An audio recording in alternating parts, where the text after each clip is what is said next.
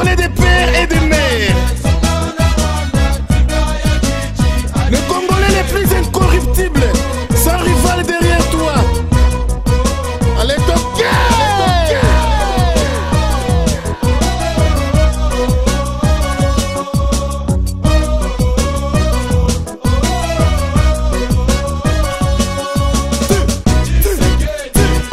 Père de la démocratie, le premier docteur en droit au Congo.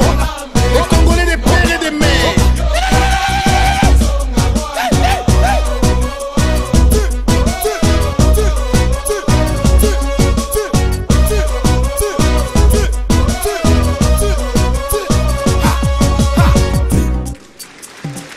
Everybody put your hands up. Bole la terre, polite ganambe. Bole la terre, polite ganambe. Bole la terre, polite ganambe. Papa na ye, mama na ye, bandeko na ye, famille na ye, bakolabo, ibota na ye. Bonjour, bonjour à vous tous les fidèles des 3W, nous les combattants.com. Bonjour à vous tous les fidèles des Bana, Mikili.skyrock.com avec le combattant Jano Kabouye. Oui, bonjour à vous tous les fidèles de l'homme du peuple. Oui, merci Masolo Yalelo Ezayanini. On est là avec une poignée de combattants d'ici en Afrique du Sud. Nous voulons bien répondre à cet homme. Tout le monde a été dans Masolo, ma producteur. Mais Lelo Oyo Abimi le la Superman. Ma bégue na comme Alain Claude. To yébité. Soukaza Haïtien ya solo. To yébité. Soukaza Rwandais Makola na France. To yébité ya solo. Alain Claude Awuti Wapi. Pe Alingi Nini. Ye alingi a produit Jubé Mpiana. Ya solo Masolo Leloza Kanda Makasi pour ba combattant. Batia point na Masolo musique. Ba boya musique. Pour la nito sepela. Bazo violer ma femme à l'est. Pour la nito sepela. Mais Jibera Oyo Babengi Mpiana. Bande comme ça Bengi Mpiaka. Ya a osé vraiment tu m'appelles Kalikolo Nkaye. Ya solo pas trop de commentaires. Je vais pouvoir recevoir invité Nanga. Je ne serai pas le seul à pouvoir animer cette émission. Je suis accompagné de ma conseillère Oyo Batubele va réclamer Mounaye la marque d'Africa Laurence Kounantou. Bonjour Laurence. Bonjour, merci beaucoup Pasteur Sans Rival. J'ai dit d'abord un grand merci à tous les téléspectateurs, vous qui me suivez ailleurs dans le monde entier. La sœur Laurence, elle est toujours vivante.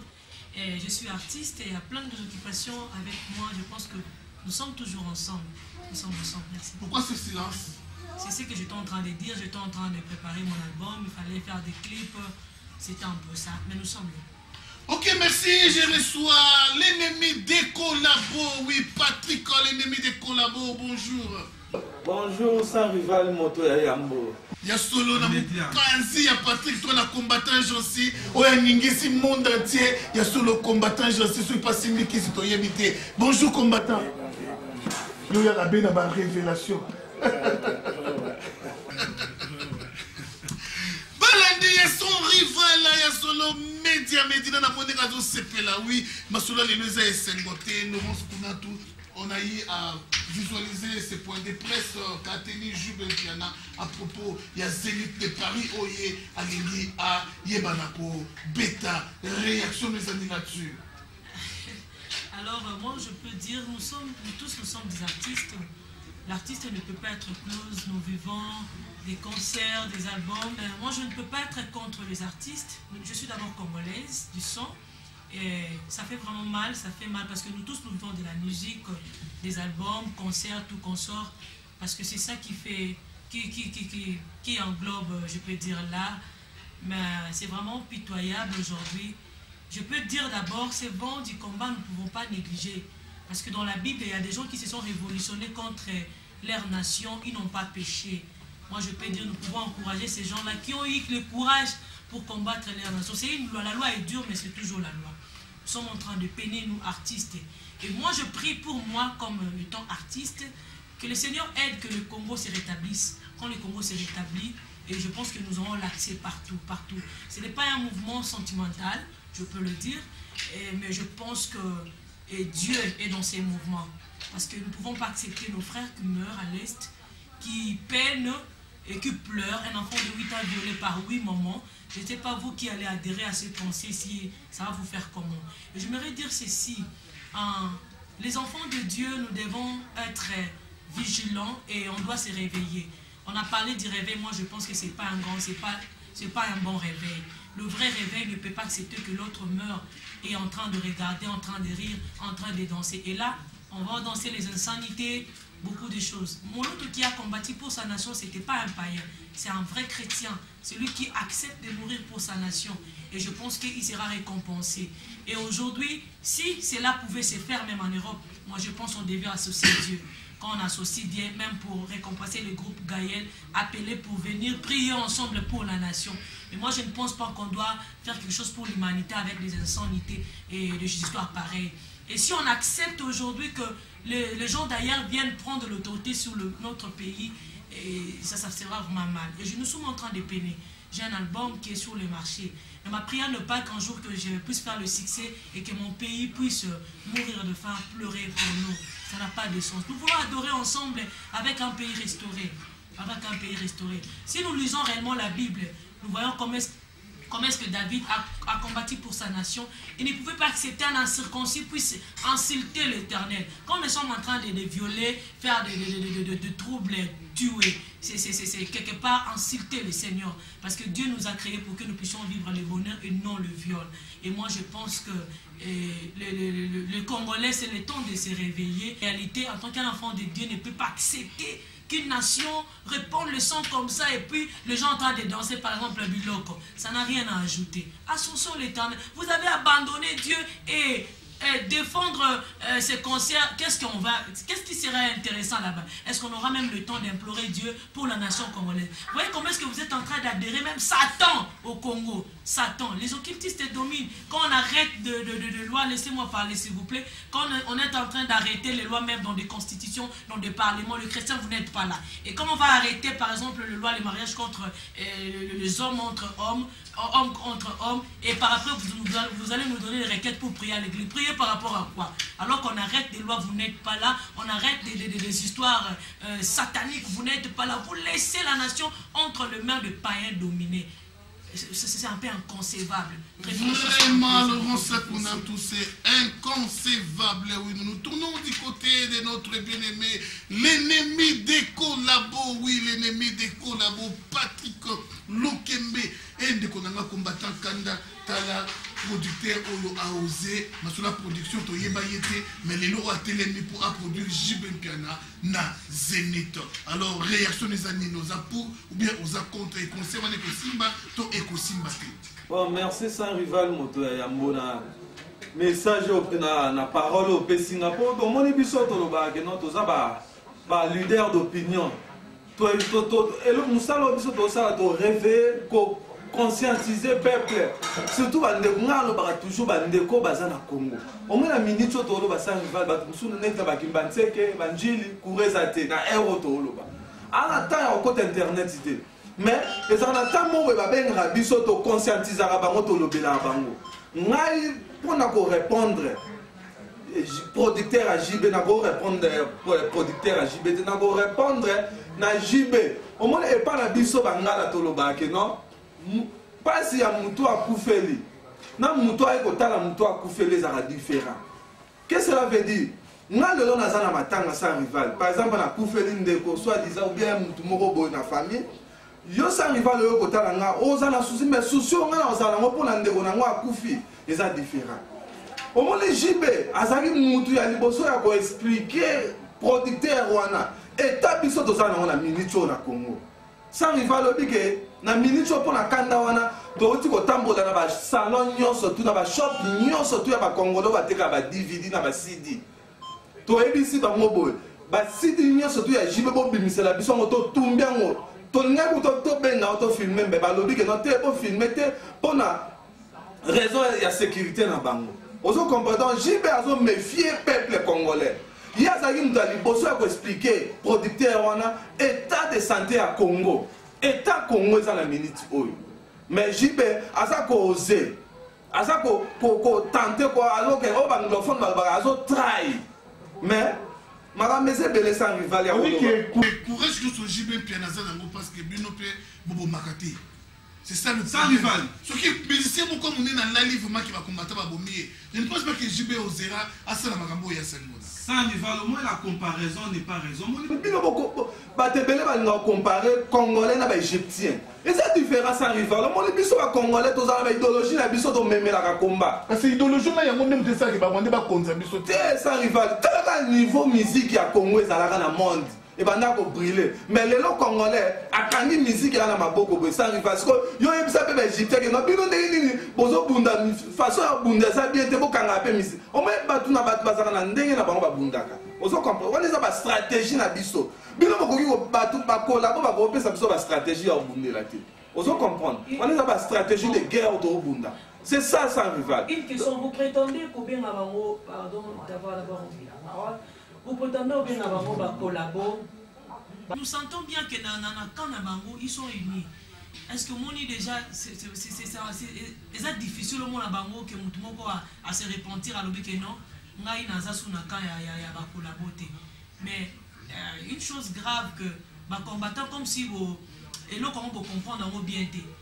Nous attendons plus de tiraillements, querelles, séparation, on a l'ongwe, on a salibo. Est-ce que vous prétendez donner vraiment image moya bien à bateau pour le combat na binoa?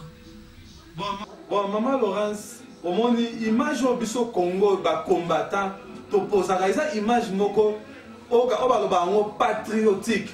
Yo bino boko yo lo batike no imagine auto l'accent amour du pays maman. Au moins les Congolais à l'époque, jeune loko anga Patrick Lokembe na ba kalito na sana ngobo na ki oteleme na mamboka ezalaka te mama ezalaka te ozo mona ke non lelo biso ba congolais to komi ko pesa image moko patriotique siko yo bino lelo boko loba ke non ba kolabo ba loba ke bino ba combattant za la brigandé combattant za la voyou te biso toza batu moko tozo pesa ne image ya Congo ya sika ya Congo ya lobby c'est un peu ça madame. OK, merci. Yeah. Papa Jancy.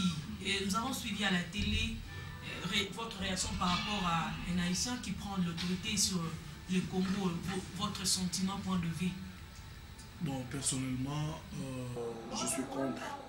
Je suis contre pour cet Haïtien-là. Nous sommes des Congolais, lui c'est un Haïtien. S'il veut normalement produire quelqu'un, normalement il devrait commencer. Parce qu'en français on dit la charité bien ordonnée commence par soi-même. Normalement il devrait commencer dans son pays. Son président c'est un musicien d'abord. Le président ici haïtien, c'est un musicien. Normalement il allait commencer dans son pays, non chez les Congolais. Tu vois. Et il a commencé pour dire que c'est un concert humanitaire. Concert humanitaire, c'est bon. Il n'y a pas des ONG derrière lui, il n'y a pas des organisations quelconques derrière lui. Normalement, il devrait les commencer dans son pays. Produire son propre président. Il y a aussi un musicien là qui brille en Haïti. Là. Normalement, il devrait prendre les musiciens haïtiens pour chanter pour son pays. Tu sais, en Haïti, il y a ce qu'on appelle les séismes. Hein? Les séismes, il y a les inondations, il y a le tremblement de terre. Normalement, il y a des gens qui n'ont pas de droit dans son pays. Normalement, il allait commencer là-bas. Tu vois? Mais il n'y a pas de viol comme au Congo alors? Oui. Au départ, s'il vous plaît, il n'y a pas de viol. Même ceux-là qui n'ont pas de droit, ils ont besoin d'aide. Ça, c'est ce que je peux te dire. Tout le monde. Jean-Cyr, vous ne trouvez pas que, est-ce qu'il n'y a pas quelqu'un derrière cet Haïtien? Est-ce qu'il y a un moté qui producteur à produire ou soit à influencer quelque part pour Asana et Loko Yassali? Normalement, oui, en tout cas, personnellement, Naza na moté mawana te ya koluka koyeba qui est derrière cet Haïtien. Mais le problème est que Bisso ma Congolais et Bisso yé producteur wana azana bandeko oyo bazo souffrir na mboka na ye. Bantu oyo bazo souffrir Bisso ba Congolais tozo luka to régler problème na biso moko. to régler en moté na ba Haïtien moko boye hein que pour un concert ya JB ne ko aider partout baza na est kuna. Combien ça fait combien de temps oyo batu bazo souffrir na est? Combien de temps? Quand est-ce que ba rebelle wana ba koti na kati ya Congo? Batu wana ba rebelle te mais ba Rwandais wana ba koti na kati ya Congo. Ils ont commencé à violer, à faire de n'importe quoi dans notre pays. Jusqu'à ce que baye ko soit pouvoir na kati ya mboka na biso. Au monde que même dans la compagnie, il y a toujours des Rwandais. Donc, le Congo est en otage. S'il vous plaît, je vous dis que le Congo est en otage. Alors, Batouana, ce n'est pas concert à JB n'est qu'au libérer Congo. Michel Martelly, le président haïtien, c'est un musicien, un grand musicien. Il a chanté beaucoup, il a chanté avec beaucoup de musiciens au monde. Normalement, Tozan a besoin, il est producteur, il y a JB Wana. Ce qui est Alain Claude Wana. Attendant en Haïti, attendant qu'on produire président Naye. Ce qui est qu'on produit président Naye, n'est-ce pas qu'on ait le problème, il y a Congo, nous ne voulons pas que les musiciens, ceux qui sont producteurs, pour nous libérer Congo. Ezalité concert, il y a JB Piana, et qu'on libérer Congo. Alors, le problème Ezali plus Ezali, ça c'est un grand défi. C'est un problème de vie ou de mort. Oui. Ce qui concerne on est réussi, combien Koufi dans le monde, combien Lali et Batouba Sepeli, Basali va fête dans Congo partout. Oui. Ce qui concerne on a estimé. Oui. Alors, Bango peut tout disposition pour un concert on a estimé. Ba disposition et ba sécurité ba kamunios o esengeli. Alors maintenant on a vu nos combattants. Pourriez-vous rassurer à la communauté congolaise que concert on a écosimbaté? Bon, on a le Bible. Le vendredi passé, il y a eu des combattants congolais. Il y a Afrique du Sud, Awa, qui pour un visa dans l'ambassade de France. Donc, Sengi visa. Avant, on a déjà, il y a eu des combattants, 5 personnes déjà, qui visa. Donc, on a une information, qui est visa. Ma petite amie sur Al-Qaïda. Ils sont déjà prêts. Normalement, nous, à côté de l'Afrique du Sud, nous allons envoyer 20 Al-Qaïda, combattants Al-Qaïda, 20. Déjà 5 bazar déjà la visa. Mais Missoussou, Nanou, et Bimité, non, on va répondre dans notre. Donc, tous ceux là, comme ça, pas au Kenya. Bravo, bravo, bravo, bravo, bravo. Et tout le combattant ya Kanda, combattant ya Kanda vraiment bango ba limbi sakata Al-Qaïda. Ya solo bazo kouya na masolo wana nkaye. Na zo banga ndeko na nga ozana ndaku. Na moma osoki, osomi sombela ki biye ko kendete. Ko kendete parce que ko boma yo ezana ngo lisumute. Soba bomio ezana ngo lisumute. Ko ezali kama mboka. Obaloba baloba walu wajitunga. Oui, ndeko na ngai ko kosama na yo. Oui, alors, on a Al-Qaïda na Djobu, alors, oya Cape Town. Nous avons 3 mai. Oyo ezako soutenir combat d'Afrique du Sud. Alors, groupe poisson batombongo to autant à comment bangoté. Alors, ce sont eux qui ont sponsorisé cela. Baboui avec dernière énergie. Comment on a bangoté tanga baza batu oyo ba yebana, baza batu opé, ba musicien ba yemba bango. Alors, ndekonangai vraiment, je vous rassure que cette fois-ci, les combattants ont eu soutien. Il y a 3 poids lourds. Alors, vraiment, parmi il fallait que son rival pas un akati, mais Pimelingaï visa na ambassade. Mais prochainement, tu viens pour Beta Masolo. Tout ça, toujours, on a Jancy, Alain Claude, haïtien, on a osé. Il n'y a pas moyen de faire des pressions. Namoutouana Oya osé. Obi qu'il a craché sur le peuple congolais. Avant-hier, tu as accepté qu'on soit colonisé par les Rwandais ou le musée Laurent Désiré Kabila a même la biso na Mboka. Après, Hippolyte Kanamba continue na Masolo Nango. Alors, Lélo haïtien bandi. A bandi pour coloniser les Congolais. Vous voyez pas qu'ils ont passé force de moi mbata pour qu'il y ait Allah pendant ma Congolais. Il y a une histoire, il y a un monde entier. Quand on est un pays pauvre, le pays le plus pauvre au monde, avant-dernier pays, c'est la RDC. Le dernier pays, c'est l'Haïti. Vous comprenez? Donc, mboka ya suka oyo ya pauvre nakati ya mokili eza Haïti. Mais Yessu réellement il dit qu'il a l'argent. Mais à produire d'abord, mboka na ye calamité sur calamité eza nakati kuna. Normalement batu misusu bazola na batante soko la na TV5 dernièrement na landaki balakisi batu misusu bazola na batante bazana bisika kolala te batu misusu bazana biloko kolia te a soutenir bandeko na wana qui a soutenir biso problème na biso ezali ke nous avons affaire à des Rwandais. Donc problème na biso ezali to bengana ba Rwandais na mboka na biso, nous allons tout remettre au point. On se comprend? Donc, nous n'avons pas besoin, il y a Haïtiens, il y a organiser concert moko pour aider l'humanité. Quelle humanité?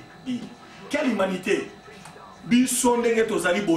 D'abord, nous sommes tozolia bien na Congo, toliaka bien par rapport à Bango. Pour biso toza moins bien. Na Congo, toza moins bien par rapport à ici. On se comprend? Donc, il n'y a pas que Bango, bazo souffrir. A aidé Bandekunae, Abetissa, Bazala, président Bango Michel Martelly, Aza musicien, Bazala musicien, Chris. Ouais, Asala va featuring n'a pas fallu. Normalement, Azoyer a produit pour l'intérêt à Mbokanae. Alors, oui, si vous avez ma musique, je peux le dire parce que là, vraiment, est la musique. Parce que combat, tout le monde est éliminé dans nos musiques. Alors, donner même aux gens la chance de faire même des organiser des conférences par rapport pour notre pays, le Congo. S'il vous plaît. S'il vous plaît. Omoni soki les loyo. Décision d'abord il y a la musique. Et ça tout mon côté à Kendaki a commis on a journaux. Non. Et ça li conscience il y a peuple congolais. Na makambo ezo salama na mboka na biso Congo. Yangonde sali qui interpellé biso qui en tout cas tout stopper nous la distraction. Tu vois la musique au Congo amène la distraction. Et ils ont amené distraction entre autres. Ma femme a été au Congo, ça fait 2 ans passés. Azo ebisa bisoni. Alobi na Congo kuna presque chaque commune wana femme na ngazo ebisanga. Habite dans chaque commune ba musicien ba zobeta. Au monde mususu partout courir zateka à côté ba musique ezobeta les concerts ezobeta. Et côté wana bralima imibra batie ba kiosque na bango kuna bazoteka masanga 2+1. Donc un Congolais ngungi courant ezate azan a besoin de lumière donc alandi sika makele le wana ezali à se distraire jusqu'à ce que oyebi molili ebenda ngungi. Alors bakati courant moyen mutu avanda ndako ezate il faut ya sika musique ezali. Tant musique a landi musique wana et osenga ya mela masanga. Tant on mela masanga wana batelie 2+1 amélie 3 bouteilles 4 bouteilles vertige allez pongi aki alali azo s'intéresser na makambo ya mboka te. Donc personne au Congo ne s'intéresse à la politique. Donc si ba Rwandais bazo kota na Congo bazo ko envahir nani armée la biso ba envahir politique presque partout. Alors Congolais avant Diwana un licencié distrait. Il ne connaît pas ce qui se passe. Merci Patrick Lokembe, 2000 familles, il y a Rwandais, Koti na Congo. Il n'y a pas longtemps que Bengana qui Bamona Tanzanie, Koti pe sous na Congo et Belé, Bazoli Wana Télé, Koti na Congo. L'objectif est d'aimer des collabos. Bon, merci Saint-Rival. Moni. Hello, j'en sais à ce moment-là, je sais bien expliquer Bato. N'a relaté Bato. Ça a secret mon bombe. Trop c'est trop, il faut tout le bango. Bon, Bato Belé va le bango. Bino musique, il faut télé mélanger. Si on est à Congo, on a Baptiste, on a théâtre, mais pourquoi vous avez la musique? Ça arrive à le monde et ça c'est que maintenant expliquons. On est à Londres. À Londres et en Angleterre, Maman Laurence, moi ma Toyoka. C'est au moins un système il y a Rwandais et ça a siège là-bas, on mine à Londres et en Angleterre. Oh, il y a ça le système, il y a occupation. Batambola partout dans le monde, mais siège dans Londres. Kaka, opposant à Kagame. Bamonde mutu bakendaka koyebisa, bande ko ya Londres ba congolais communauté congolaise aux à Londres que non moni niveau ya occupation et comme na Congo et ça trop difficile pour silisango mais pour silisango ça ba continuer système ya musique na ba église mama wana za biso ba congolais te ça ba rwandais mutu ba yebisa bande ko na biso à Londres pour ba te belé ba programme mais pourquoi bino punition opinira ka ba musicien batala ba lobité point faible ya ba congolais à la musique il faut to kota na musique do ba kota na musique na église na masanga système on appelle ça même na Kinshasa système wana so ba opposant rwandais ba expliquer ba na Londres que non moni popo sili ça mboka bino déjà ezara et comment déjà occupé mais pour l'occupation on a il faut boycotter musique il faut boycotter la musique on église na église ka ba pas pasteur de maman ba dit que congolais ni osambela mingi congolais ni mingi nzambe sala ba pas pasteur mon la pasteur continue dans la prison c'est ça secret mais dans le bango po to lembi il faut to bimisa ba secret po kabila pas au kende na épée ozo comprendre parmi ma pasteur à liboso a proposé pour pasteur continue dans la poto ya za yo moi une semaine à Kinshasa un mois na poto mutu to ayebi yango yebe ba lukaka ba proposer kai que non continue to ça makambu boina pour la occupation à Congo mais tozana tozozwa bino ba pasteur bino ba musicien pour to utiliser bino pour to ça la système pour maman papa vaut mieux avoir un ennemi que un traître qu'est-ce que cela veut dire traître et ça difficile et ça easy pas bon et ça facile pas bon mais ennemi et ça passe pas bon pour ngana auto ba na raté o ya tela na poison de ba zui ba congolais propre bande qu'on a biso propre ba utiliser bango na système wana ba bite ba musicien il faut to utiliser bango pour pas distraire peuple pas comprendre té donc maman to ngani soto comprendre que lo qu'on a après 30 ans 20 ans congolais exemple quand la minute yo so mona université moko d'Afrique ici da ba université o ezake à l'époque à Mobutu to mona que ba bourse zo bima bana ba zo tanga ba otanga ezala raté mais ba rwandais ba bénéficier na lo kwana pendant ça la nini ko boma Congo ko détruire Congo ya ngwana ba okipa wana ba kota na musique na église na masanga ya ngwana omoni biso ba combattant surtout ba ndeko na biso à Londres to féliciter bango tant ba yebisi bango lo kona ba fani reno OK na minute ba lobi que congolais faiblesse n'est dans la musique congolais faiblesse n'est dans na église ba musique ba distraction pas pamba à partir d'aujourd'hui il faut to boire musique so to boire musique ne to un résultat mokili mumbeza la motiver pour comprendre aujourd'hui c'est ça nini na Congo ya ngwa lelo na Congo ba komi kotana makambu ya Congo poni ni musique wana toza ko etufango donc moni ma musique azosala a oseke abeta musique eza impossible soki bato bakufa na musique na concert bazobeta pour la zénith. Ok, merci beaucoup Patrick Lokembe, nous sommes arrivés à la fin de notre tranche. Oui, tozolanda maipai na potre Paul Mwanga oyo vraiment aza parmi ba église oyo vraiment eza kokumisa Nzambe na busolo na mboka ya France, une église posée stable, ministère de la croix. Yesolo ndeko nanga tokomi presque na suka ba combattant balandanga na konoso ya monde. Ba pasteur ebele ba na Congo ba collabo et baza corrompu. Mais ma solo pasteur on est tout ça tout négligent moké. Ya solo il a été dit que pasteur au Congo a droit à côté ya té. Mais les loro ba pasteur ba komo ya pe na kuzu bazote ya na bango no ba bande ko nga exeka maître pas ka sage confiance. Jeunesse exeka général Ngando Marate Sali ya solo tombo botele melali kambuana ba pasteur tala kizami na yaki apengwi selinga ba pasteur na linga mingi na France ba pengwi lelo kizami na yaki asali sali makamuna CCCC. Alors bande ko bo permettre les sous-soutés ba pasteur ba uta Congo ba ya ko exercer musala na bango no ya Nzambe mais musala ba uti na bango et pas na Hippolyte Kanambe. Oui, non seulement ba pasteur ba nyonso oyo to tchela bango point ya solo to fungola miso makasi là dessus. Alors ma consoeur Laurence Kounante, nous sommes arrivés à la fin de notre tranche, juste un mot. Mot de la fin, nous disons seulement merci au Seigneur qui nous a permis aussi d'être là et juste dire au peuple congolais tous nous avons besoin que notre pays aille de l'avant. Nous souffrons particulièrement tantôt les cas d'émission. C'est une façon de s'exposer. Mais aujourd'hui, s'il n'y a pas de ceux-là qui vont se sacrifier pour le Congo est bon en beauté. Nous prions Dieu avec cette sincérité, droiture, et que nous avons la passion pour le Congo et que Dieu va susciter ceux-là qui vont nous soutenir par rapport à cette œuvre que nous sommes en train de faire. J'étais en train de dire, et nous avons eu la chance aussi d'être aussi à côté de Moloto. Cet homme, il est mort aussi avec les soucis de sa nation. Et moi, je pense qu'il y a une génération qui sera suscitée et qui sera aussi prête à mourir pour sa nation. Et que Dieu nous aide à être vraiment à la droite et l'ordonnance de la justice. C'est là qui veulent bien soutenir la sœur Laurence. Je suis vraiment pris avec vous et que l'Éternel nous aide, nous aide.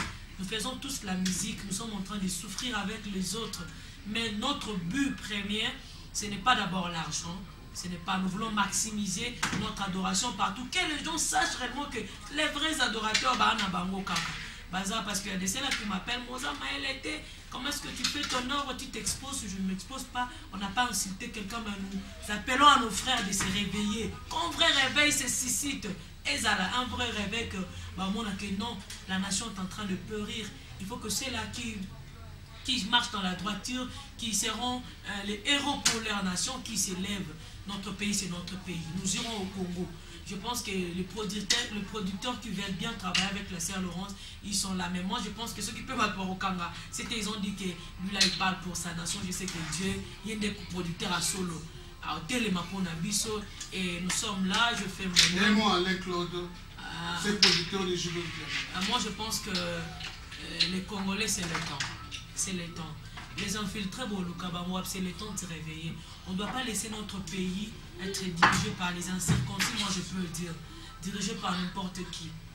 Ayons cet amour pour notre pays, le Congo. Moi j'aimerais encore un Congolais qui passe dire, se taper de la poitrine que je vais faire ceci qu'un autre. Non, Dieu qui est Dieu, juste dans le colo, il a vu son peuple en train de périr.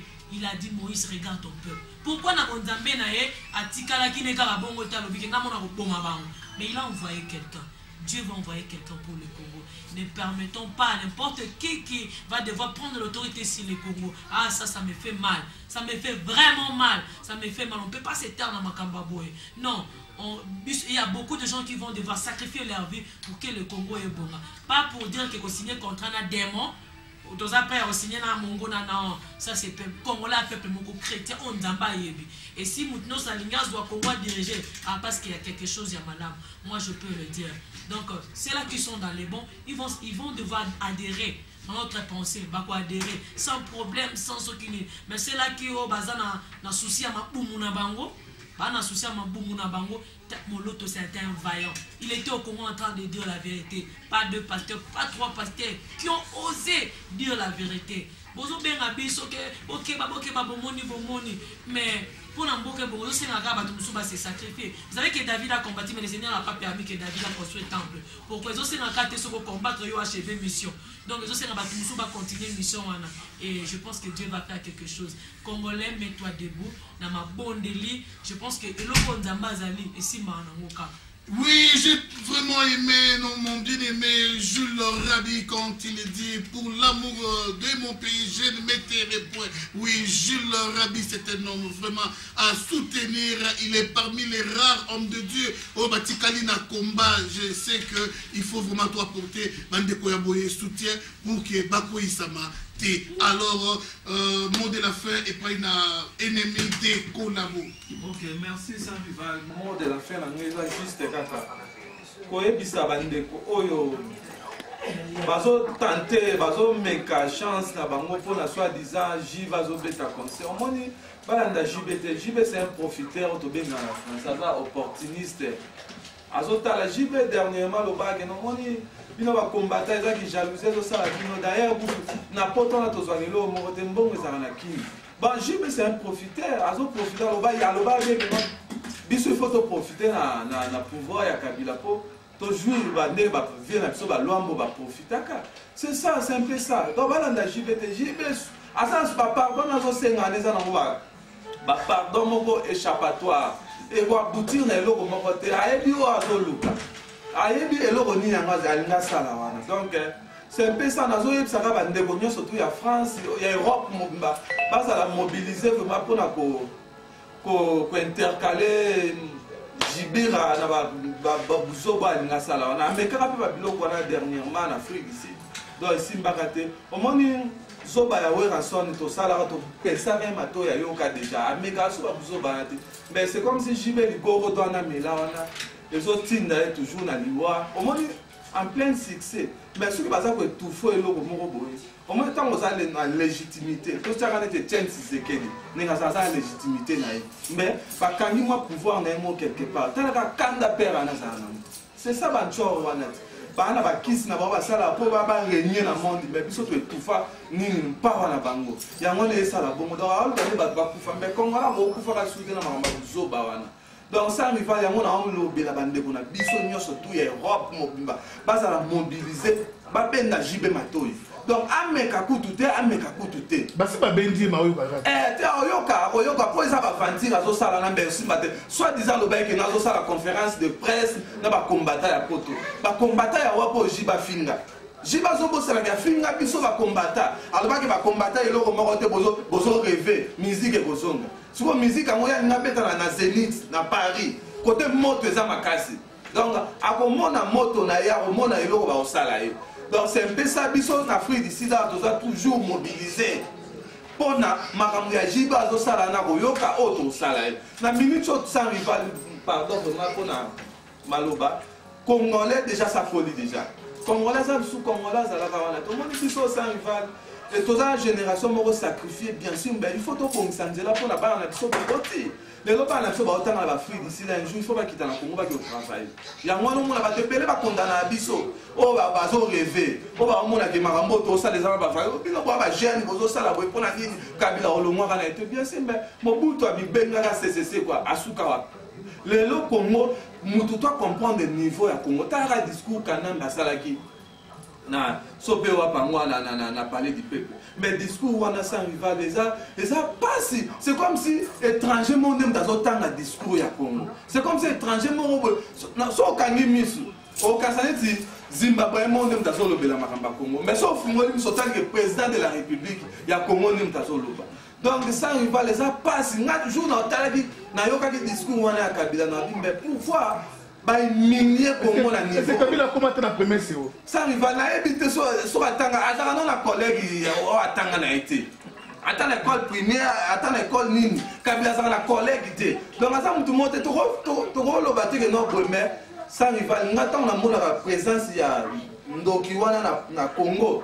Na tala niveau ba milliers Congo. Sans rival, pardon pour malana lo ba mwelo mo po mona ke Kabila milliers Congolais. Vous avez un Zaïrois qui congolais. Au moins, les gens ont des bosses en Afrique d'ici là. Au Bayern, 80, 84, les gens nous disaient que non.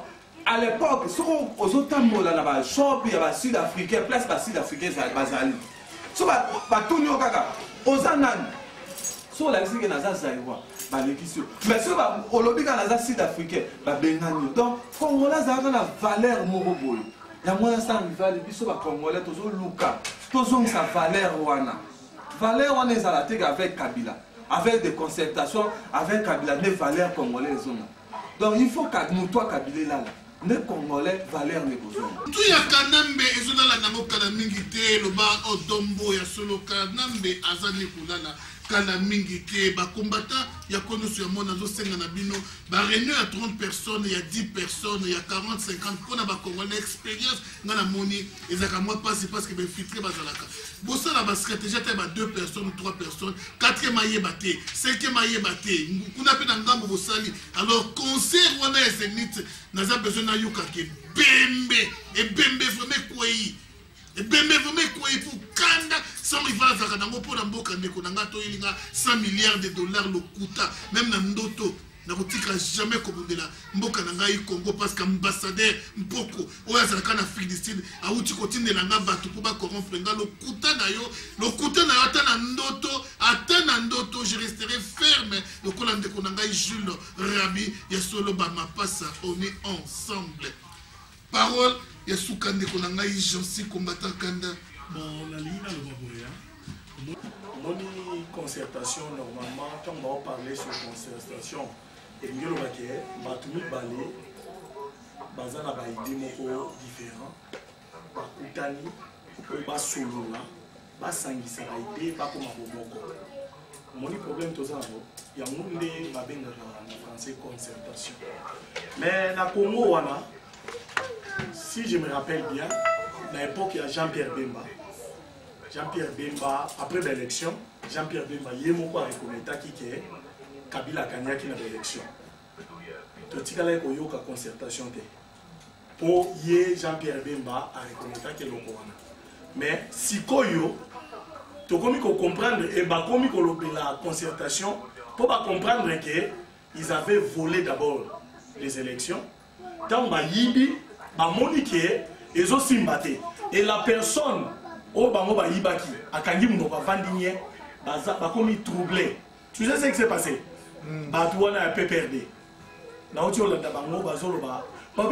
Ceux qui congolais qui ont liboso, si c'est que dans une sacango sima. Pour la nini, pour ce qui est de Katsa qui n'a pas Brazzaville. Donc c'est comme s'ils avaient un plan là pour préparer na Brazzaville kuna. Alors comme ce qui n'était pas parti, donc pour la bango et créer trouble, bazo battre ce qu'il faut faire. Et au moment que caméra azotuna nani plan il y a plan il y a Tshisekedi pour le moment ils animent. Il se demande, ils ont besoin de plan, il y a Imperium, il y a Imperium et Zanini. Donc, pour nous comprendre qu'ils sont en train de chercher les voies et moyens pour comprendre l'opposition comme ça, pour travailler en fonction de l'opposition. Donc, pour dire que le Congo, n'est pas bien. En tout cas, tous les combattants, je vous dirais que tous à niveau moko ya bien, tous à la position ya bien. Ils sont troublés nos adversaires. Bangoni yo sobisika bazali, bakomi troublés. Ils ne savent pas que faire, où aller, où dernièrement, le vendredi passé, avant la concertation, il y a eu, pour votre information, il y a eu des gens à partir il y a États-Unis d'Amérique qui sont descendus au Congo. Yebisi Yé. Kanambe, ABC qui a déposé pouvoir. Bandela dans le Biboui. Batouana, Baouti, délégation aux États-Unis d'Amérique. Oui. Bayaki na Congo le vendredi. Pour na Koyebisa Tshisekedi et pour na Koyebisa Joseph qui a déposé pouvoir. Donc, Mikolo, peut-être une surprise le 12. À ABC tous les 12. Peut-être que vous avez un point d'interrogation. Mais ce qui a été Mobutu, tant que Madame Albright a yaki à ABC que tu dois abandonner, Mobutu a dit Makasi, il a vu Makambo Ezoleka. Ma béga randeza pour Rwandende, Baki Kokota. Mais est-il que Joseph, si ba ABC Joseph Hippolyte Kanambe, a ABC que tu dois abandonner. Donc, tika pouvoir, zonga na mboka na Rwanda. Information mususu na ngina ibisa James Kabare balobaki bazaba congolais mais tant alongwe na Congo chef d'état-major général na RDC alongwa ki na Rwanda chef d'état-major général na Rwanda après ayeko koma ministre mais lelo a se réfugié na kati ya ndaku ya Paul Kagame a bombani kuna. Donc pour dire que ils ont compris que bakomi mal à l'aise bango nyonso ba yebite problème et goyer la quand on se comprend. Donc tout ça bien tout continuer na combat tous les combattants, j'ai fait appel à tous les combattants au Bazali partout na Europe, na Canada, na Amérique, na Afrique, partout au bino bozo landanga sikoy tout continuer tenons bon, nous allons vaincre nos ennemis. Et les ennemis de Bisso, bango nyonso, bakomi déjà dispersés. Bazoe bate ba okende wapi. Position na bango ezoe ba na susute. Alors Bisso to fongola misu na Bisso. To fongola misu. Ne permettons pas à la distraction. Donc son alobi eloko wana ndioloba, to permettre te na ba musique inde lokola otozota la oyo, JB a sali na conférence de presse. Ça fait combien de... Depuis quand JB avance à la concert, quelque part à la concert de conférence de presse. Donc, pour la Rolobake, Bazobanga, conférence de presse, pour nous motiver partout. Mais zéro. Tous les combattants, réveillez-vous. Bon fongo la misu. Bangi ba disser biso. Pour musique ezong na marché. Musique ezong en Europe, ezong partout. Son musique ezongi. Tous les Congolais seront distraits. Même pas en Europe, ils seront distraits. Pas moyen de la évolution en Bokanaï. Voilà. Donc biso nyo soto fongo la misu. Musique wana eko betaka soki état de droit et koti na mboka na biso Congo. Soki Congo ezongi na rai. Walande, nous allons le permettre de chanter, de jouer. Il y a robeta musique nge bazaka robeta kala. Mais si pour le moment, nous disons non. Traumatisé à partir d'action au Canada, ça la gamme traumatisé. À un moment 4 la réponse donc au moins que combat la zone maman Laurence a tourné en position la minute va combattre des animaux mais que de chitoko. Ozo combattre na minute au bas les par biso nous en base pour biso. Donc à l'objet que non Congo il fait jouir le va Congolais va jouir bon mais on a bango. Donc na pesi bande konyo surtout va soutenir la combat la biso surtout ba président Rimouke bandeko nyonso tout ya poto bave la biso boketu bokila lokondo na pesi su John Image su mbote su na kitia en Afrique d'ici na pesi John Image na pesi ba salon nyonso to soutenaka ba combattant ba papa Zizi ba masalanga 4 saisons na ba exe ba on ba za kutu 5 saisons masalanga le père masalanga Eric Ngambe mais modogo na boakio bino nyonso toujours manayebi ke bosimba kisi kisango na olingande bokende mako kobomela biso kanambe na Kinshasa kuna donc na pesi bande na biso nyonso mbote na pesi madame na mbote Fleur Samba Lokembe mbote na pesi mon fils né bébé qui na mbote na pesi famille na nyonso déjà la Congo mbote boza toujours derrière combat Kabila akokima akolongwa Congo eza biso ba Congolais. Nazo saluer ba nyonso oyo bazo soutenir biso na combat. Bango nyonso bazo soutenir biso na combat. Na pesi bandeko na biso na boyi natanga kombo mais bandeko na biso ya ane. O ba pesa biso ba information nyonso. Na pesi bango merci. En tout cas, bon continuer dans musala bozo sala. En tout cas, ils ont ça biso plaisir. Na rappel oyo bozo benga biso nyonso. En tout cas, merci beaucoup. Et ensuite na pesi tous les combattants o bazo bunda na ndenge ya bosolo o bazo bunda lokutate na ndenge ya lokoso amona André Kimbuta landi pona kosenga mbongo ba combattants wana nyonso na pesi bango merci. En tout cas tenons bon tokolonga déjà kusi tolongi po bande kwa Canada action basalaki Kagame azui vertige azokoka kolobate azoebate aosala nini a comprendre que ba Congolais bazana kanda. Donc acte et salamaki wana et continuer ko sala et continuer na Paris jour JB azoluka sala bande kwa Al-Qaïda. En tout cas ezala bato makasi o ba bras ba main forte o ezo kita na ambassade et kobimisela biso ba visa wana tokokoya kuna JB ateli bumuna Angers. Alors il va subir hein? Il va subir. Les ana ba moi mususo bazalia. Ba koka lisusu te kobet sa musique yawa. Oh ba moi ba moi. Ba moi ba koka bet sa musique. Comme ba koka bet sa musique. Ils ont essayé. Ba kanisi biso to koti cachot. To lali na prison. Après des semaines to bimi. Nous to lobeli juge vérité. Que nous ne voulons pas, et tant que Congolais, la musique congolaise betawa et bango va signer, on va prendre acte. Musique congolaise en Afrique du Sud, zéro, yes. Et au tika la robetate, to sengi na pino, basambwe, bao bozali na Paris, na Europe mobimba, musique et meka robetate jusqu'à ce que le Congo sera rebâti, reconstruit. Nous disons un grand merci à tous les spectateurs. Ici, Kanos Bolanda-Rabiso, vous êtes utiles les Congolais, mais sauf qu'il y a un défaut vraiment pour les Congolais, oublient vite. Quand mon lot était mort ici, mais je pense que Mawan est à l'œuvre. Soit Zaki a Moutema, pour se mettre debout dans ma mousseuse le calambo cannabis. Mais nous oublions vite, on ne sait pas comprendre. Tu veux comprendre. Et donc, tous les pasteurs, au lieu de prêcher toujours le miracle dans la Congo, dans l'église, alors qu'il n'y a pas de travail. Quand on prêche mon miracle, ok, ça là.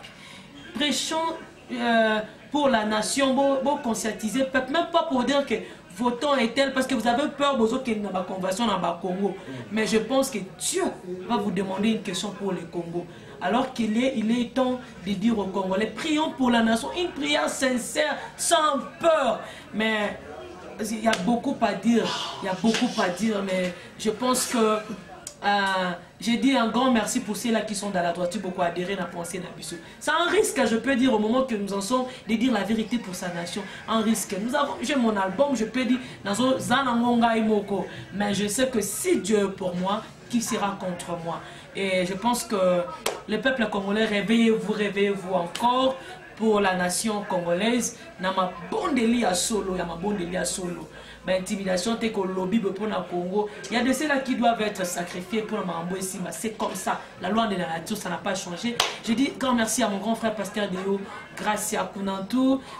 C'est mon choix, hein, votre petite soeur. Chacun avec son chemin, avec sa droiture, sa conception, sa façon de voir des choses. Maman Botaka, moi, je ne sais pas il y a de ceux-là qui doivent dire pour que les gens se réveillent. Un grand merci beaucoup de gens en Angola. Vous m'appelez, vous m'encouragez. Je pense que nous sommes ensemble. À tous les producteurs, nous sommes là ensemble pour nous faire la musique.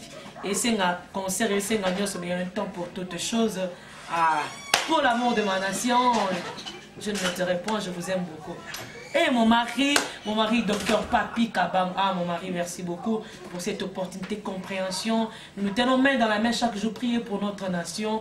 Je pense que Dieu va faire quelque chose. Donc, merci à suivre cette poignée de combattants, réaction sur Zénith Yajube Mpiana. Vous avez à suivre la sœur Laurence Kounantou à Bossani Sissi Batou Souci. Vraiment, il y a Alain Moloto parce qu'on sent et on voit qu'il y a Alain Moloto Kati na na musique na ye oui kasi. Bande konangai beau soutenir ye et kozala malamu mingi. Encore une fois, apôtre Paul Mwanga Oyo aza vraiment modèle na sepela kane mingi parce qu'il prêche bien, il s'habille bien et comportement malamu nyoso malamu église propre kitoko ya solo apôtre Paul Mwanga Oyo les petits Koutino on voit qui Koutino pe katinaye vraiment alors bande konoso toyeba vraiment na ko soutenir moto nanzambe Oyo pas trop de commentaires bien des salutations Anderson et italien beauté na bainoso ba soutenir ka son rival ba conseil de l'autre tout comme des prêts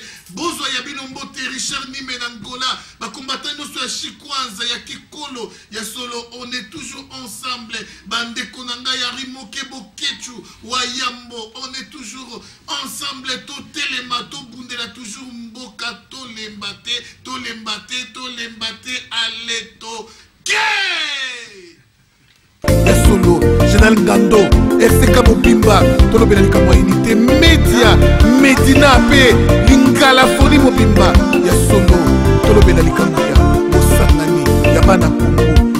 On peut bien combattre, mais sans la prière, nous serons là nuls. Raison pour laquelle, on dit qu'on a biso, pour soutenir ma combattant à ma bondeli. Docteur Papi Kabam, genou nassé, ma bondeli, on a ma combattant, va continuer bitumba. Parce que, ben infiltré, va continuer pelé na combat. On a dit qu'on les mis à bisoter, to lembate, Al-Qaïda, to lembate, Sami Boyoko, to lembate, ya solo. Bateko nyonso ya combat na konoso ya monde France, Belgique, Angleterre, Canada, États-Unis, Afrique Momba, Angola, Richard Nime ya solo biso nyonso to lembate to telema Jean-Paul Mouyamba.